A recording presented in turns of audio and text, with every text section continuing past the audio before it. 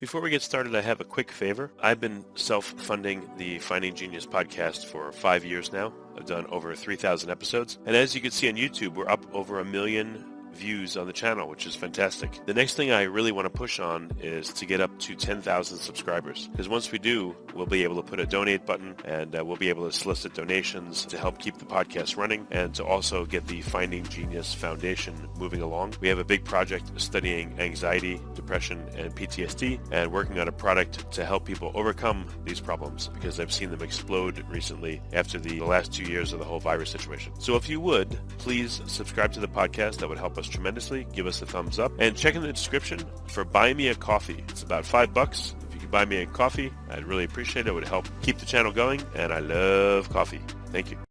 Forget frequently asked questions. Common sense, common knowledge, or Google. How about advice from a real genius? 95% of people in any profession are good enough to be qualified and licensed. 5% Go above and beyond. they become very good at what they do, but only 0.1%. are real geniuses. Richard Jacobs has made it his life's mission to find them for you. He hunts down and interviews geniuses in every field: sleep science, cancer, stem cells, ketogenic diets, and more. Here come the geniuses. This is the Finding Genius Podcast With Richard Jacobs. Hello, this is Richard Jacobs with the Finding Genius Podcast. My guest today is Edward Schultz. He's a physician and an author of Super Remedies that can change your life. We're going to talk about homeopathic care for various conditions. So Dr. Schultz is a compassionate physician and an author with a strong research background. He specializes in conventional and integrative and functional psychiatry. He's a board-certified psychiatrist, a director of homeopathy, and a founding diplomate of the American Holistic Medical Association. So welcome, Dr. Schultz. Thanks for coming. Thank you very much. Oh my God, I have so many titles. It took almost half of the podcast to list them. Where are you from, by the way? You have an accent, so I came to the United States in 1988 from Moscow. At that time, it was a part of the Soviet Union. So I have a Russian accent. And it's funny because I spent more time here in the States than I spent in the Soviet Union. But you keep the accent, I guess. Yeah, after a certain age, it stays with you, I guess. Yeah.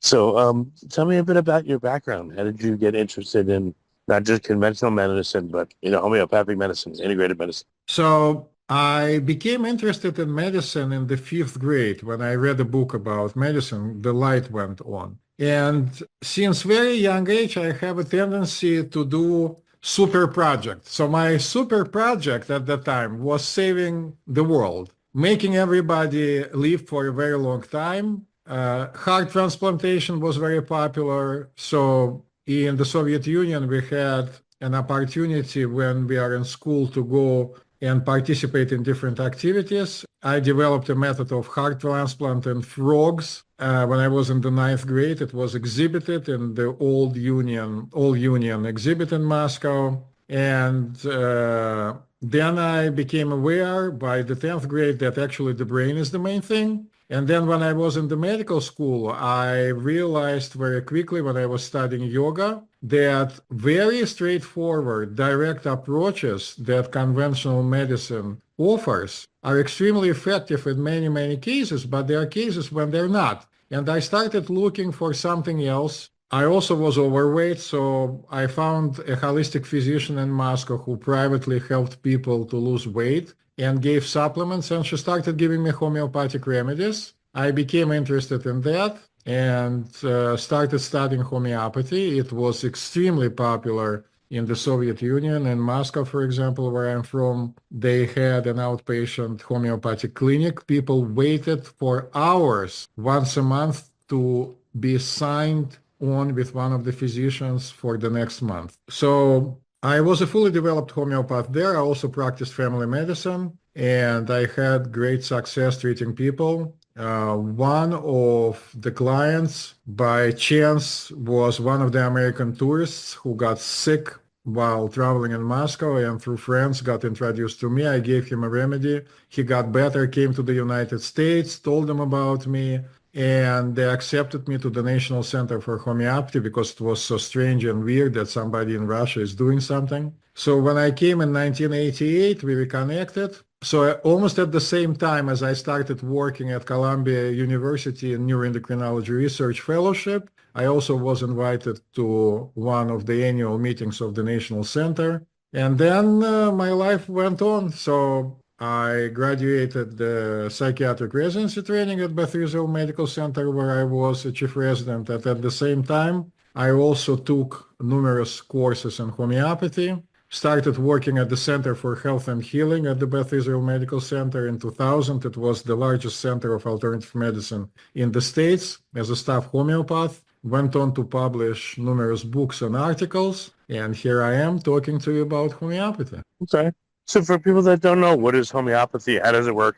I'll start from answering your second question to a deep dissatisfaction of our listeners. We don't know how homeopathy works. We also don't know how many things work. For example, as a psychiatrist, I used to prescribe lithium. We still don't know how it works. It helps with mania. The serotonin reuptake inhibitor theory, SSRI, for medications like Prozac was abandoned in 2016. And now they are saying that Prozac increases neuroplasticity in the brain, which is a very general statement. And I can go on and on and on and on telling you that in medicine, we are very used to a situation when we do something, it makes people feel better, and we keep trying to understand how it works. Homeopathy was discovered by Christian Samuel Hahnemann yesterday. April 10th, 2025 would have been his 270th birthday, but I don't know that anybody lives like that. So he was born in 1755. He published the result of his studies and announced that he discovered a new method of treatment in 1796 in Hoffland's journal, which would be something similar to Lancet or the Nature magazine today. He discovered homeopathy as a result of experimentation on initially himself and his, of course, children. He had 11 children and family members and friends. At the time when he was a physician, he also was actually a chemist and he also was a linguist. He spoke over 10 languages, was a genius. People weren't using that many exciting methods of treatment. They were giving people poisonous amounts of mercury. They were letting blood and putting leeches. But there was one miraculous cure for malaria, China. It's an herb. And for the reason we'll never find out because he never told us, Hahnemann decided to take it himself and see what's going to happen. To his surprise, he, a healthy, relatively young individual, while taking a medication that was curing malaria, started developing symptoms similar to malaria. So the thing that cured malaria in a healthy person kind of caused it. He went on to literature. It's like smallpox vaccine, I guess, in a way. Yeah. So he discovered many, many examples. And in 1796, he dared to publish an article in which he proclaimed that he discovered a new principle of cure, like cures the like. To give you an idea of something similar in our daily practice, we use stimulants to treat restless people with attention deficit disorder. So the stimulant that causes people to become very restless and not being able to concentrate actually calms them down. It's a very crude example because in homeopathy, treatment is very individualized. When Hahnemann was taking China, he basically developed a method of finding and describing homeopathic preparations that he called in German Prüfung. And all the German listeners, pardon me for my poor German accent, which means experiment. So in order to describe a homeopathic remedy, healthy volunteers would take diluted preparations, whatever existed there, China, different herbs. They used mercury, so mercury was proved. So we call it a proving. And then if they develop symptoms, they describe them in a very orderly manner. And the compilation of these descriptions, now we have about 3,500 remedies, is called Materia Medica. Unfortunately, we never changed the name. Hahnemann, during his lifetime, discovered about 100 remedies and described them. Even he, a genius, couldn't keep all the symptoms in. So he created a cross-reference tool, probably the first cross-reference tool ever in medicine, which he called the repertory, again, something from the olden times, when the symptom that is either caused by the substance when a person is poisoned or discovered during the proving or cured is listed, and then all the remedies that help with the symptom are listed in 4 different categories. The strongest one would be when it cures it all the time, and the weakest sometimes. So when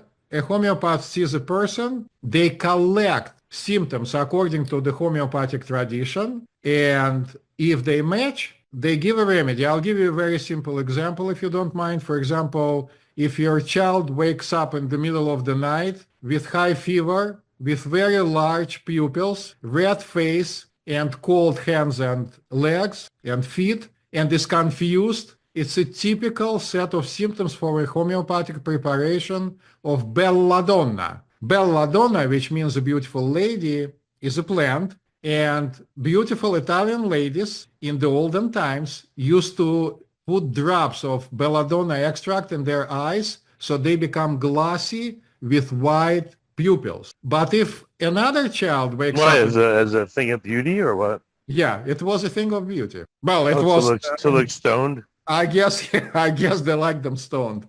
And if another child wakes up that same night with high fever and is morbidly scared, restless, and has very small pupils, the remedy would be aconitum. So these are simple examples. It becomes significantly more complicated when it comes to treatment of complicated cases. So proving is number one. Another thing for which homeopathy has been ridiculed and called names including pseudoscience is a potentization process. Again, no idea why Hahnemann decided to potentize remedies. So he was diluting them. That we kind of can understand, because if you want to harness a healing power of belladonna, you'd better dilute it, because otherwise you are going to poison your patient. But he also was shaking it vigorously at each step of dilution, and nobody knows why. He also was a prominent chemist and alchemist. At that time, almost everybody was an alchemist and a mason, and he was both. But he didn't leave us any idea why he did it. So one of the theories is that when he was traveling with the set of remedies in his purse, because they did it using horses, maybe it shook the remedies, but nobody knows why. So while remedies are potentized, they are diluted and shaken vigorously. So essentially you wind up with such a high dilution that you cannot detect a substance. And hence people say that homeopaths giving people empty sugar pills or like water, and just because we have an amazing personality and can hypnotize people, we achieve the results. I'll tell you what, homeopathy also helps animals, and there is a veterinarian Academy of Homeopathy of the United States. I went to the homeopathic conference in Turkey a couple of years ago, and they have an enormous amount of homeopathic veterinarians who are very... Quick question for you here. So, when we take drugs, the pharmaceutical companies want to isolate one compound. But if we take belladonna, for instance, right, there must be hundreds and thousands of compounds that we have no idea how they interact. If I just ate a part of the plant, or I get a distillation of it. So when you do your dilutions, yes, the one substance you have is diluted way down. Maybe, does anyone look at all the other compounds that are in it? Maybe there's an abundance of them and they don't dilute quite as much. So what you end up with is very little of the main ingredients, but maybe a lot of the other ingredients or more of the other ingredients. And now it changes the nature of how it affects you. And that's why dilution of it works. Listen, it's an excellent question, but let's talk about the reality of dilutions. By the way, if you go online, you can see how homeopathic remedies are prepared. I don't dilute them personally. They are done according to the homeopathic pharmacopoeia of the United States, regulated by the FDA as an over-the-counter medication since 1938, and it's done in specialized facilities. So, for example, I very frequently use in my practice a homeopathic concentration 30C, C like in cat, it stands for 100 in Latin, or 200. 30C is 10 to the minus 60 dilution. The number of atoms in the Milky Way in which we live is 10 to the power of 63 or 64. It's enormously diluted. And 200C is a dilution 10 to the power of minus 400. So whatever substance was there, it's undetectable. I guess I answered your question. No, there is nothing there. I mean, nothing. Right, so even if there was other substances, they would all be at such low levels as to be undetectable. It's not important that it's undetectable. For example, we also use lower dilutions. For example, 6C would be 10 to the power of minus 12. That's very close to the concentration of hormones in our bloodstream. So has anyone taken modern medications and done a serial dilution on them? yes. Or do you only do it on natural substances? Well, so what's the difference if you do a natural versus a natural compound? Well, it's a set of exceptional questions. So I'm very impressed by you, seriously. So let's talk about Dr. Jacques Benvenisti, who is not with us anymore, but he passed away. He was a very famous immunologist who worked at the Pompidou Research Center in Paris. He made himself famous by discovering a quantitative method of assessing the activity of immunoglobulins. Quantitative means that not only he could tell you that the cell culture responds, but how in numbers it responds. And he became interested in homeopathy because it's so weird. As an actual scientist, instead of saying, oh, it cannot work because it can, he decided to conduct an experiment. When he first took immunoglobulin A and applied it undiluted to a population of T cells and showed that they respond. Then he diluted it in two ways. One, just 1 to 200, just plain diluted it. And in another way, he prepared a homeopathic dilution with serial dilution, shaking it vigorously at each step. So the diluted immunoglobulin, just simply diluted, didn't work. And the homeopathically prepared did work. So then he applied heat to this dilution. It lost its capacity to work. He suggested that due to unique qualities of water, a molecule of water, it's apparently capable of transferring biologically important information. He published the article, it's a very short article, 3 pages, available online, about this study in the Nature magazine in 1988. When he submitted the initial publication, the publicist told him, look, Jacques, we all love you and you are a famous scientist, but it's crazy. So I'm not going to publish it unless it's repeated in other places. So this protocol was repeated in 3 other universities, one in Italy, one in Canada, one in Israel. So the number of authors is very large, it's a few lines. Then the article got published and still there was a bottom note by the publisher saying that it cannot be because it simply cannot be. And Benvenisti was ostracized by the scientific community. He eventually lost his job. This experiment, only after he died, was repeated again and again was positive. But there is no understanding. So it's been shown that homeopathically prepared solutions are biologically active, but no one is looking because in order to conduct a decent study, it needs to be funded, and there is no funding available. Yes. Does it matter if you prepare a dilution from like ultra pure water or distilled water versus just regular tap water?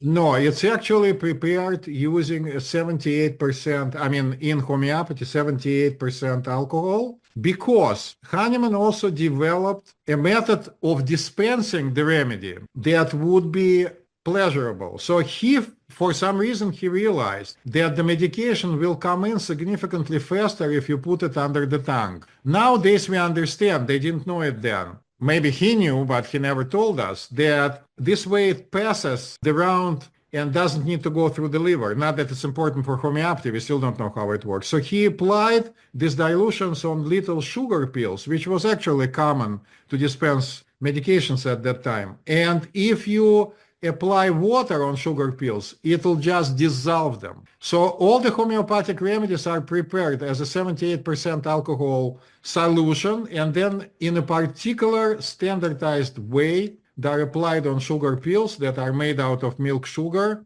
Children love these remedies because they taste like candy. So you put them under your tongue. Homeopathic remedies also are sold or dispensed as solutions, and you can dilute them with water in water, they still work. It doesn't really matter whether it's tap water or not. So the whole thing is actually totally crazy. I've been doing it for over 40 years. I get pretty good results. And every time it happens, it's a miracle to me. I don't understand how it works, I'll be honest. That's crazy. That's crazy. Yeah. So no one does? What's crazy is that nobody is looking. And look, in India, there are 200,000 plus licensed homeopathic physicians. The royal family has a royal homeopathic physicians. There is a royal homeopathic hospital in London. Homeopathy is popular in Europe. In Turkey, it's growing like crazy. It's popular in Russia and Ukraine. It's popular in Israel. It used to be very popular in the United States. And if you want to ask me what happened, I'll tell you. Yeah, go ahead. I'm sure it was sidelined as quackery and,